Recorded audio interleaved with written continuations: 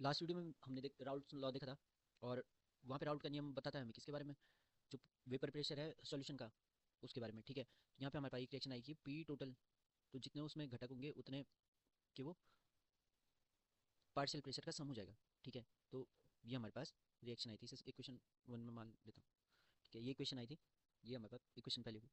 ठीक है, उसमें हम क्या देख रहे हैं, जो हमारे पास ए वाला पार्ट है, तो सीधा सीधा बात क्या है कि जो ए कंपोनेंट होगा उसका पार्शियल प्रेशर उसके मोल फ्रैक्शन पे डिपेंड करेगा। ठीक है, तो पहली इक्वेशन ये हो सकती है। ठीक,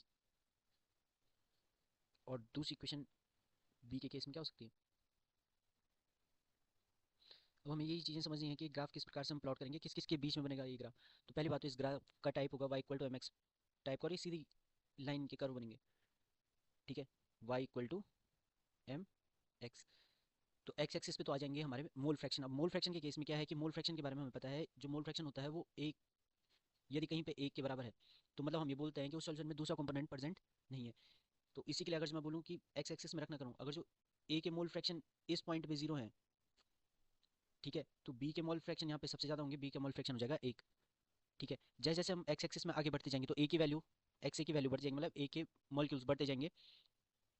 ठीक है, लास्ट में जाके इनकी वैल्यू हो जाएगी एक, और बी, क्योंकि बी का मान एक से ज़्यादा नहीं हो सकता, बाएं से दाएं जाएगा, तो ए का मान बढ़ेगा तो बी का मान ऑटोमेटिकली घट जाएगा, बी इक्वल टू जीरो। ठीक है, एक्स एक्सिस पे जैसे मैं, वाई एक्सिस पे जैसे मैंने कहा कि क्या आएगा, प्रेशर, तो यहाँ पे लिख देते हैं हम वेपर प्रेशर। अब ग्राफ किस प्रकार से बनेंगे, तो इक्वेशन टू के लिए जो ग्राफ है p equal to p naught a x a, तो ये कर्व कैसे आएगा, जैसे मैंने कहा कि इससे कंपेयर हम कर लेंगे y equal to m x से, तो ये सीधी लाइन का कर्व आ जाएगा। ठीक, और इसको लिख देता हूँ मैं इक्वेशन टू। ठीक है, और कौन सी equation two, p a equal to p naught a x a.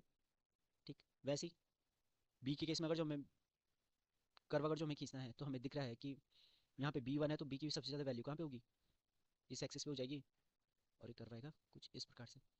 ठीक है, ये हो गया इक्वेशन नंबर थ्री का curve, p b equal to p naught b x b. ठीक है, और इनके जो ऊपर टिप्स को अगर हम मिला दें, ठीक है, तो ये इक्वेशन हो जाएगी p total equal to p a plus p b, लिख देता हूँ मैं। ठीक है, ये हो गया तुम्हारा इक्वेशन नंबर एक का कर्व। ठीक, तो ये राउट का नियम हो गया। अब जो सोल्यूशन इस रूल को फॉलो करते हैं डिट्टो, उन्हें बोलते हैं आइडियल सोल्यूशन। ठीक, तो अगला देख लेते हैं आइडियल सोल्यूशन। आइडियल सोल्यूशन, तो आइडियल सोल्यूशन के लिए कुछ कंडीशंस हैं, हमें कुछ ध्यान रखने हैं, वो कंडीशंस आप देख लेना। पहला, राउट नियम फॉलो करना चाहिए। दूसरा, वॉल्यूम चेंज जीरो हो, जब हम सोल्यूशन बनाए उसमें वॉल्यूम में कोई चेंज नहीं होना चाहिए, एंथैल्पी चेंज जीरो होना चाहिए, और इंट्रैक्शंस इक्वल होने चाहिए। इक्वल मतलब कोई भी सोल्यूशन हम बनाते हैं तो उसमें दो इंट्रैक्शन होते हैं, एक सॉल्यूट सॉल्यूट इंट्रैक्शन होता है, ठीक है, एक होता है सॉल्वेंट सॉल्वेंट, मतलब सॉल्यूट मॉलिक्यूल्स के बीच में कुछ इंट्रैक्शन होगा, सॉल्वेंट मॉलिक्यूल्स के बीच में इंट्रैक्शन होगा, इन दोनों को मिला देंगे तो तीसरा इंट्रैक्शन बन जाता है सॉल्यूट सॉल्वेंट इंट्रैक्शन। तो ये सेम होनी चाहिए। ठीक है, तब कोई सोल्यूशन कहलाएगा आइडियल सोल्यूशन। और कुछ इसके एग्जांपल हैं, जैसे साइक्लो